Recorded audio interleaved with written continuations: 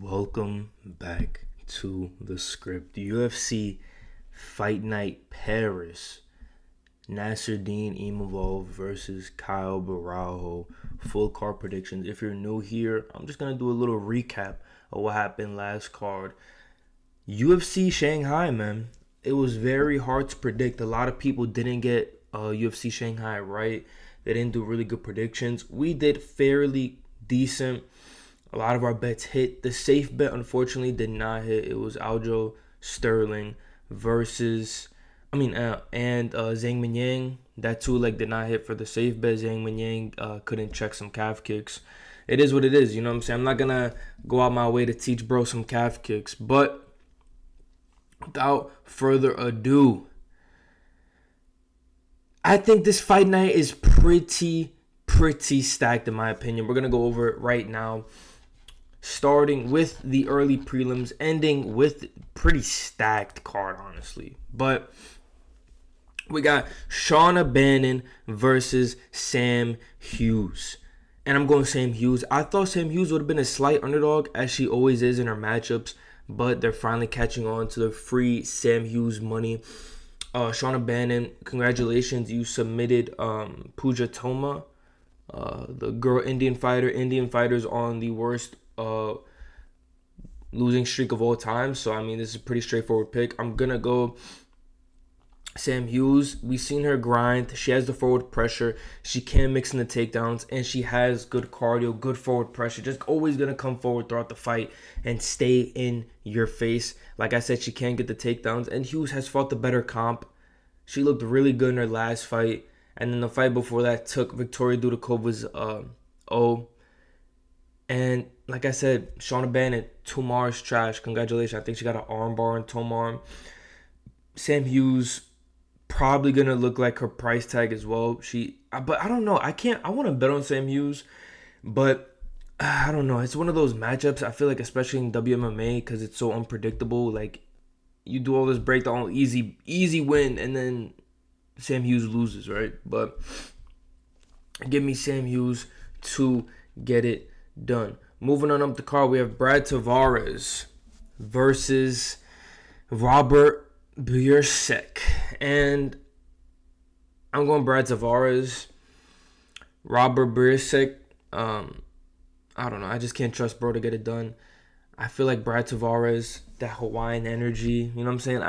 We're going with the spiritual flow. We're going with the heart, you know what I'm saying? Feels because Brad Tavares isn't really like the best, obviously most straightforward pick. You really never know, but I feel like he's fought the better people. And like I said, bro, I just feel like Robert can quit in this fight, and Brad Tavares will most likely not quit. But do I feel comfortable with this pick? No. Do I feel confident in this pick? No. It's more like Brad Tavares should win this. Not really like a lock in my opinion. So if he loses, I wouldn't really be surprised. If he wins, he wins. Moving on up the card, we have Sam Patterson versus Trey Waters. Now, I'm going Sam Patterson. Although he can do some weird stuff like pull guard and stuff like that, like he has good BJJ, and I'm not going to act like he didn't just knock out Danny Borralho. And Danny Borralho is supposed to be this guy who was undefeated, and he took his O. He fraud checked him too by knockout. And Danny Borralho is a striker. You got knocked out by Sam Patterson, who submits everybody. So I don't know if that's a testament to how trash Danny Borralho is, but I'm going Sam Patterson in this matchup. I think he's like a minus 200 favorite. I feel like he could easily beat Trey Waters in the grappling. We would just have to see, though. Sam Patterson, this is like the first time he's really fighting someone of his stature, or Trey Waters, my apologies. This is the first time Trey Waters is really fighting somebody of his stature at welterweight. Trey Waters is 6'5". Not a lot of 6'5" welterweights. Usually around like 6 foot, maybe 6'2", like max. So we'll see. I don't know why Trey Waters doesn't just go up to like middleweight or something, but it is what it is. This is kind of like the Ruzi Boyev problem. Ruzi Boyev was like 6'5". He's like 6'7", bro, 6'6". But yeah, I think Anyway, I'm rambling a little too much. I'm going Sam Patterson. I think Sam Patterson can get this one done. I think he's going to look really good in this fight. But like I said, man, I mean, both these guys are pretty tall for the division. So we'll see how they really match up against each other. I think just Sam Patterson can have an advantage because Trey Waters isn't really used to versing tall people like Sam Patterson. So I'm going to go Sam Patterson to get it done. Now we have William Gomis versus Robert Ruchala. Never had a UFC fight. This is the most, we're trying to push William Gomis in Paris again. William Gomis, usually a boring fighter, boring counter striker. He lost to Hyder Emil. We picked him against Hyder Emil. We picked Hyder Emil against William Gomis. We figured Hyder Emil would get it done. He was a plus 200 dog in that fight. And I think it's kind of a similar situation, man. I think William Gomis, first of all, he didn't beat Brito in Paris. He's really on a 2-fight losing streak. He didn't beat Brito in Paris. They gifted him that fight, and I think they're trying to gift him another fight here. Robert Ruchala, bro, I've seen this time and time again. New guy coming to the UFC off like a guy who's pretty decent. William Gomis, not the best fighter. Almost got submitted by Brito, and Brito hasn't really looked good in his fights. Joinderson Brito, so I'm gonna go William Gomis. I think they're trying to lay him up a fight, but William Gomis is not what his resume makes him seem to be. And yeah, I don't know, bro. I can't really trust him. Like, look at his face, bro. Like honestly, look at his face. Like, bro's like trying to do this weird ass look into the camera. I'm not putting my money on no bro. You know what I'm saying? I can't even like really trust him to get this fight done. I'm just saying he should.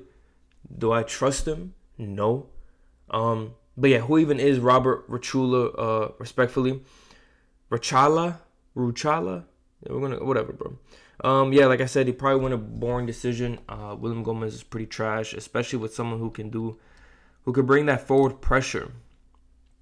Moving on up the card, we have Andreas Gustafsson versus Rinat Fakhretdinov. For all the tryhards, this is a... Listen, kid. This is a badass fight. Listen. I'm going Andreas Gustafsson.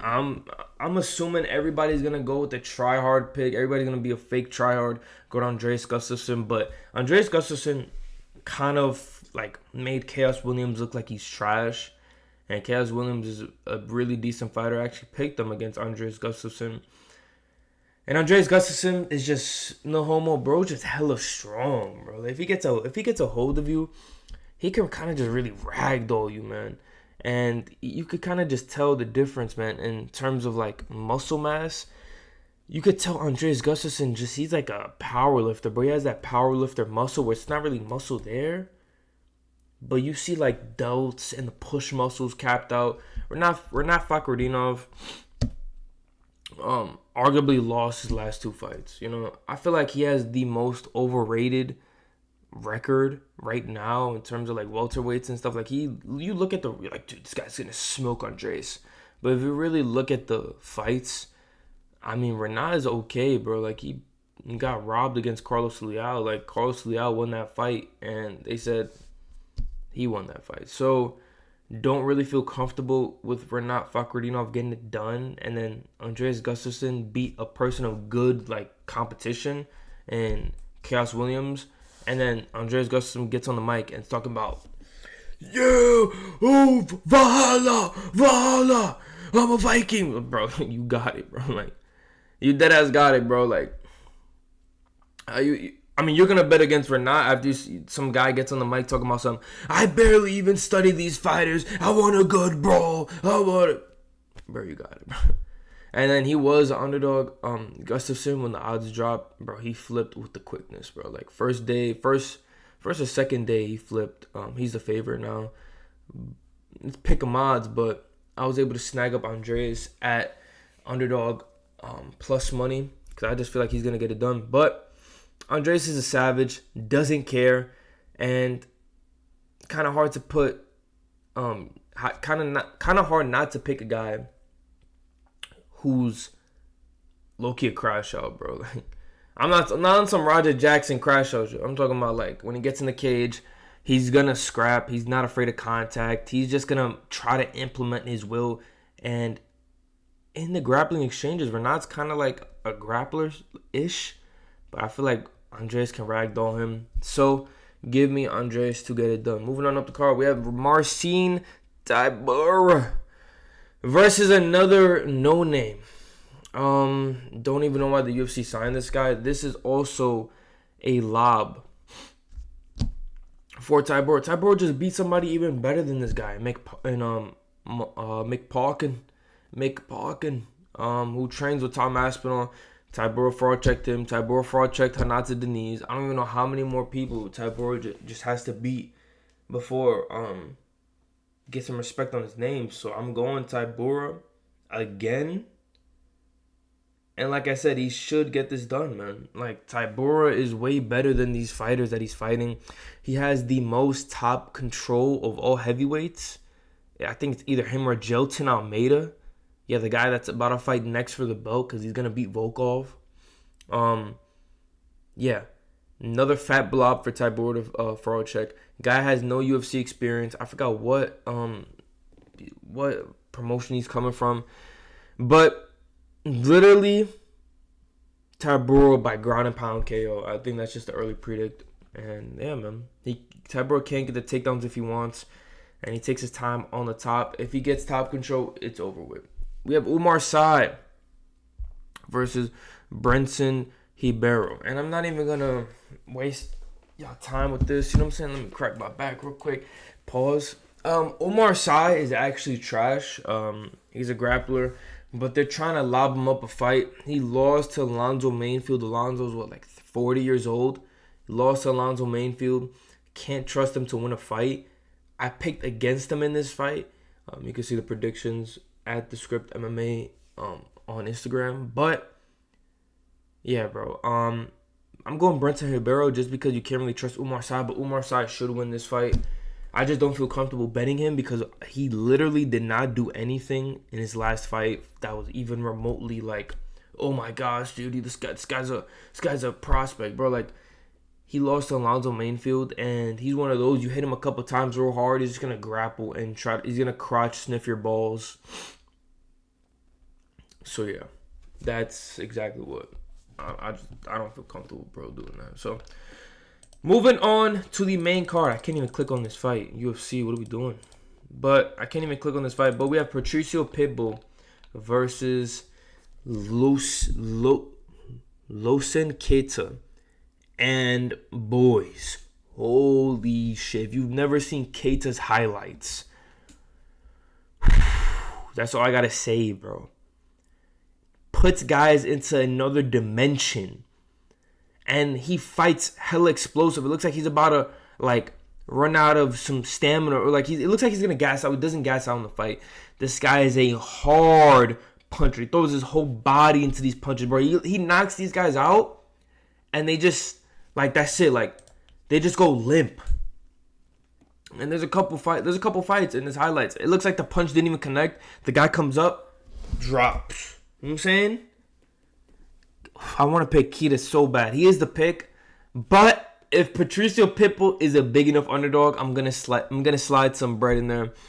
I don't really agree with Patricio Pitbull being a crazy underdog. If he is one, I think they should be like a minus 200. Patricio's like a plus 150. That's cool.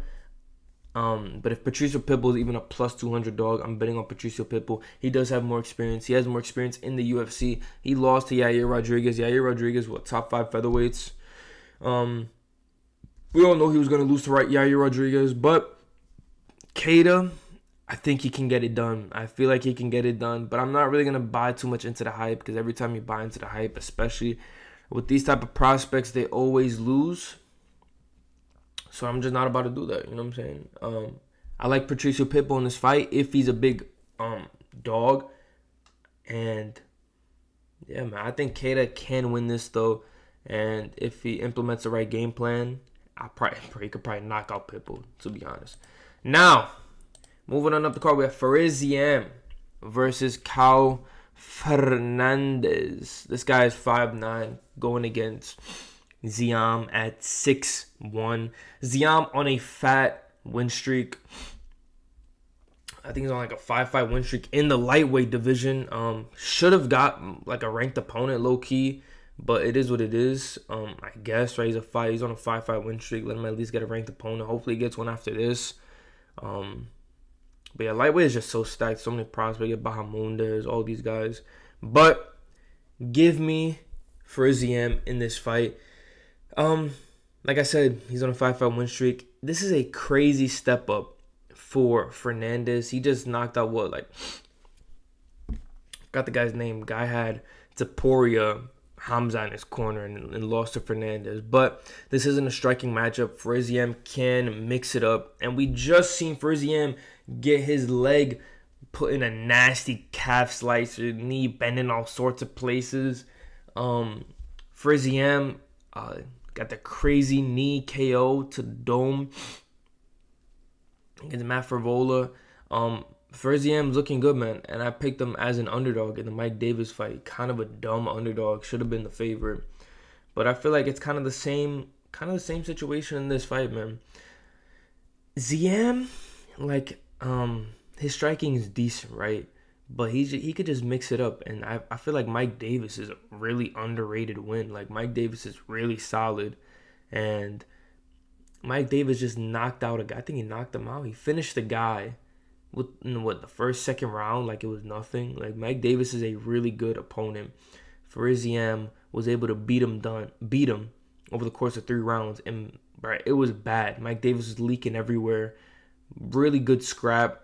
And Fernandes, like I said, pretty big step up in comp. Fernandes has, I would say, you could even say like slightly better striking, but we're talking about mixing it up. Who's more durable? And then even the height. I'm talking about a 4-inch height advantage.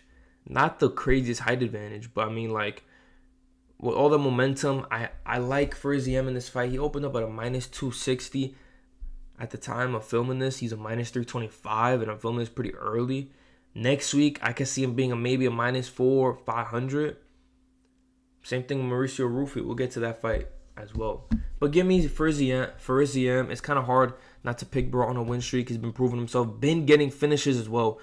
Kind of went a little bit to war with Mike Davis. Mike Davis is pulling guard, doing all that gay shit. Yeah. Give me Ziam to get it done.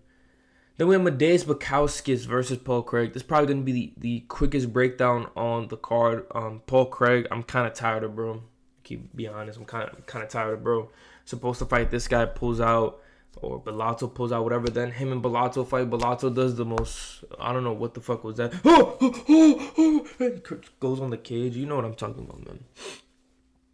And we don't search it up. Like, that was, I don't know what the hell that was.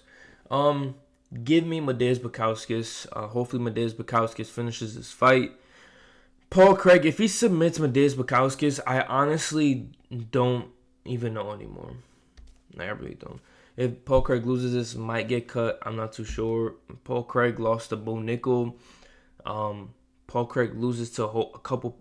He's on a 5-fight losing streak, bro. Bukauskas just folded Rafael Sequeira. Folded him. I think Rafael got cut from the UFC. Whatever, bro. This fight is, I don't know. Hopefully this fight goes like someone gets a finish, but I think Medeiros Bukauskas can knock bro out. Paul Craig, just his stand up is not the best. He can't even get. He's a BJJ guy. Can't even shoot it like a good takedown. But if he's on his back, his BJJ is really good. But like he can't even get it there. So. Anyway, moving on up the card with Borralho versus Mason Jones. A lot of people betting Borralho. Mason Jones like a minus 210 favorite. It's like a minus 190, minus 180. Now, Borralho, really good striker. Pretty decent, and he's fought the more established guys in the UFC. Mason Jones looked decent in his UFC debut. And he also can mix it up in the grappling. And I think that's where it's going to end. I mean, that's really where this fight's going to be. Mason Jones, his striking is decent, but he really can grapple. Is he going to be able to grapple with Borralho? I don't know. I picked Mason Jones to win this fight. But the more I think about it, Borralho is the crisper striker. And we're talking about like a 3-round fight. And Borralho is a little more established. So I really don't know, man. I really don't know. They kind of have the same build as well. There's no real advantage. But I feel like Mason Jones, if he gets to takedowns, he can hold him down. But we'll see, man. This is one of those fights you kind of know who's going to win within, like, the first round. Does Mason Jones shoot the takedowns? Is he trying to mix it up off the rip? Let Bellagioki know I'm here. You know what I'm saying? I'm here to mix it up. Or is he going to just try to stand with Bellagioki? If he tries to stand with Bellagioki, I think Bellagioki wins. So I'm going Mason Jones. I'm really just kind of banking, though, that he's able to get the takedowns. And, yeah, I mean, that's really it. He was a minus 725 in his last fight, and he looked it. Jones fights like an MMA fighter, like I said, and Bellagioki is not going to be the one shooting takedowns. So if Mason Jones can get the takedowns, I think he wins. Benoit Saint Denis, he's back versus Mauricio Ruffy. He was flexing. Wow, I can't even say it. His name. But BSD was flexing after his win against a last-minute step-up. UFC literally gifted him that easy submission. And I don't know why the UFC would do this. Mauricio Ruffy is going to knock him out in the second round. Yeah. And honestly, I'm pretty confident in that. Why second round? I feel like first round, BSD might try to implement his grappling. Really just try to establish his will. Like, yeah, I'm going to grapple you. And, bro, he might just get knocked the fuck out, bro. He might just get knocked the fuck out, bro. I just see Mauricio Ruffy coming in. And, bro, the thing about Ruffy, he's 5'11", right? Bro, he looks big as hell in that cage. He has some wide shoulders. Bro, you can even see, like, it's not even the way he's standing, but, like, he has some wide-ass shoulders. His range is crazy. Like, the way he implements range, he knows exactly where you're going to be, bro. The way it's just, his striking is obviously really crisp. People say he fights like Conor. I mean, I see it. I understand it. Ruffy, clean, man. He's just too clean on the feet, bro. And then a lot of people are like, oh, but his grappling, we're going to see what his grappling gets tested like. You think BSD is going to test his grappling, bro? Like, you think BSD is going to test Ruffy's grappling? Like, bro, what are we talking about? BSD got taken with ease against Moicano. Moicano, like, yeah, obviously Moicano has more experience, bro. But, like, I think BSD just doesn't really have a chin on him, bro. He got his chin cracked. Then he got absolutely destroyed by Moicano. And I think BSD is going to get messed up badly by Ruffy. Like, I'm talking about badly, bro. And if it's a 3, if he goes the distance with Ruffy, it's going to look bad.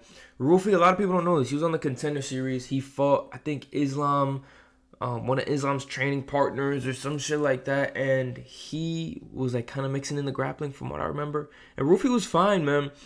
Benoit Saint Denis, don't get me wrong, he does have good grappling, but I don't think he's going to, like, implement this crazy will. He'll probably try to shoot a takedown. Maybe he'll get one. You know what I'm saying? I'm not saying he won't, but I think Ruffy's just too slick. And the way he prepares for some of these fighters, like, it's hard to...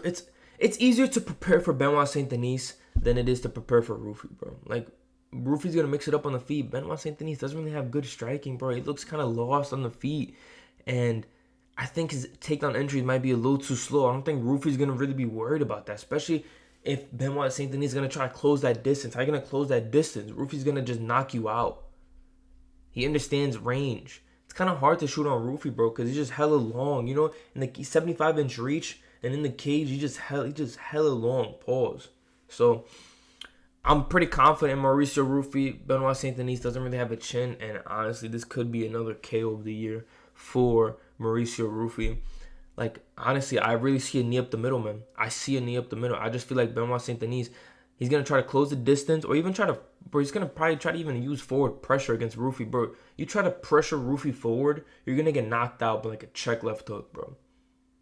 And then if Benoit Saint Denis tries to shoot a crappy takedown, he's going to get a knee up the middle, bro. I wouldn't even be surprised if Ruffy like flying knee, bro. What I'm trying to get to is Ruffy's going to style on this guy. And that's really what I'm trying to get to. Moving on up to the main fight of the evening. We have Nasruddin Imavov versus Kyle Borralho. 2 fighting nerds back to back. Pretty sick card. Kind of sound like a casual for saying that, but I'm gonna make this pretty quick. I'm going Borralho. I think it's going to be a close fight.